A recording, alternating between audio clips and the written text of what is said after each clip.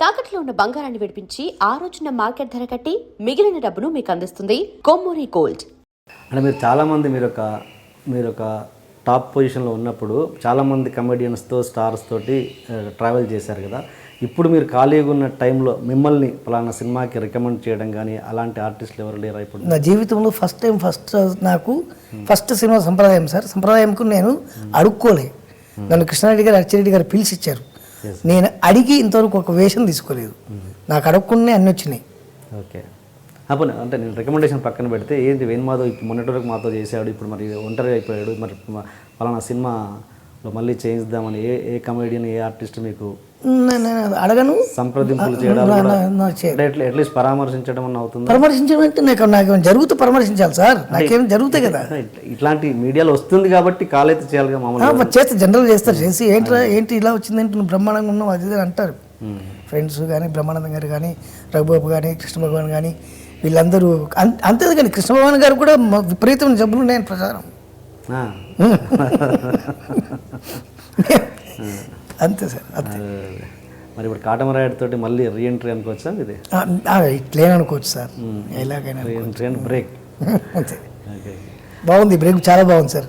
పిల్లలతోటి, ఫ్రెండ్స్ తోటి, మిసెస్ తోటి, అమ్మతోటి, అందరితోటి కొద్దిగా టైం వెచ్చించే అవకాశం దొరికింది. అంటే ఏంటి ఇదివరకు నైట్ అండ్ డే చేసేవాడిని సార్. Day and night round the clock. ఒకే రోజులో 6 షిఫ్ట్లు చేసింది ఒక వేణుమాధవ్ ఒక్కడే, ఇంకెవరు చేయలేదు. ఫర్ ఒక డేలో 6 షిఫ్ట్లు చేసిన. ఎక్కడ రామానాయుడు గారు స్టూడియో, ఎక్కడ నానకరామ్ గారు స్టూడియో, ఎక్కడ ఫిల్మ్ సిటీ, ఎక్కడ ఫిల్మ్ నగరు, అట్లా పరిగెత్తి చేసేవాడిని. కార్లో టిఫిన్ బాక్స్లో రైసు తినేవాడిని, పెరుగన్నం తినుకుంటూ వెళ్ళేవాడిని. అలా చేసిన రోజులు ఉన్నాయి సార్. బ్రహ్మానందం గారు 2 షిఫ్ట్లు చేసేవారు మ్యాక్సిమం. ఆయన మ్యాక్సిమం 4-5 చేసిండు అనుకుంటా. అత్యంత అయితే నాకు తెలిసినంత వరకు. ఒక వారు చేసింది వచ్చి ఎక్కువ నాకు తెలియదు. ఓకే, ఇప్పుడు ఈ గ్యాప్ టైంను మీరు ఎలా యూటిలైజ్ చేసుకున్నారు? ఇట్లేదంటే నాకు పొలం ఉంది సార్. నేను పొలం దగ్గరికి వెళ్తా, పొలం చూసుకుంటా, పొలం దగ్గరికి వెళ్ళి వస్తుంటా. కరీంనగర్ జిల్లా జమ్మికుంట అని అక్కడ పొలం ఉంది. పొలం దగ్గరికి వెళ్తా, ఫ్రెండ్స్ తోటి కూర్చుంటా, పిల్లలతో ఉంటా, పిల్లలతో ఆడుకుంటా, బ్రహ్మాండంగా ఉంటుంది. ఇప్పుడు ఏంటి ఇల్లు ఎందుకు ఖాళీ చేశారు మీరు? ఖాళీ మీన్స్ ఎందుకు ఉండట్లేదు ఇందులో? అంటే ఇది పెద్దిల్లు చిన్న ఇల్లునే. ఎన్ని చిన్నిళ్ళు ఉన్నాయి? నాకు ఇది పెద్దిల్లు సార్. ఇంకో 10 చిన్నిళ్ళు ఉన్నాయి. నేను ఒక ఇంటర్వ్యూలు చూశాను, ఇదంతా మీరు దసరాకు ఏదో ఛానల్ వాళ్ళు చేశారు. అవునవును సార్. అదే అనుకున్నాను, మీరు చూస్తే ఇందులో లేరు ఎందుకు అని. నాకంటే ఒక పెద్దిల్లు ఉంది సార్, ఇంకో 10 చిన్నిళ్ళు ఉన్నాయి. ఈ టోటల్ ఈ సరౌండింగ్స్ లో ఉన్నాయి. అవన్నీ రెంట్లకి ఇవ్వడం జరిగింది.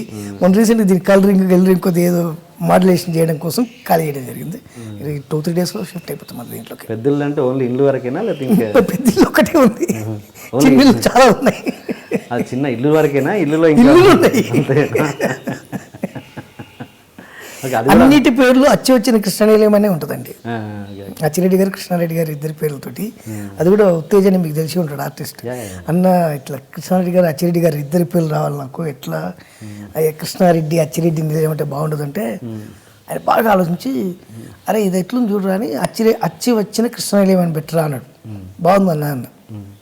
అది తీసుకొని ప్రతి ఇంటికి అచ్చి వచ్చిన కృష్ణనిలయం అని ఈ సరౌండింగ్స్లో అంటే ఈసీఎల్ దగ్గర నుంచి మొదలు పెడితే మొగలాల హౌసింగ్ బోర్డు మంగాపురం కాలనీ వరకు ఎక్కడ డబల్ బెడ్రూమ్లో అచ్చి వచ్చిన కృష్ణనిలయం ఉందంటే అది నాదే. ఈ ఇంటికి కూడా అలాగే ఉంటుంది. అమ్మ నాన్న పేర్లు తర్వాత అచ్చి వచ్చిన కృష్ణనిలయం అనే ఉంటుంది. వాళ్ళు లేకుండా నేను లేను, వాళ్ళే పెట్టిన భిక్ష ఇది. టోటల్ రెంట్ మీద బతికేయచ్చు మీరు. అంటే హౌసింగ్ లోన్స్ ఉండే కాబట్టి. చిన్నలు పెద్దలు అంటే మరి వీరమాధవ్ గారి మీద ఆర్యూమర్ కూడా ఉందిగా, ఏమని 2-3 పెళ్ళిళ్ళు చేసుకున్నారని. ఏముంటుంది సార్, దానిలో ప్రాబ్లం ఏం లేదు. దానివల్ల అస్సలు ప్రాబ్లం. నిజమా అబద్ధం? పచ్చబద్ధం. పర్లేదు, ఇక్కడ ఓపెన్గా చెప్పండి. హ్యాపీగా చెప్తా, నాకు ప్రాబ్లమే లేదు. Okay okay. పెళ్ళిళ్ళు అయితే లేవు కానీ పరిచయాలు అయితే ఉన్నాయి. అఫేర్స్ కంపల్సరీ ఉన్నాయి, పక్కా ఉన్నాయి. ఎన్ని ఉన్నాయండి? చాలా ఉన్నాయి, 1-2. ఇండస్ట్రీ వల్ల బయట వాళ్ళ?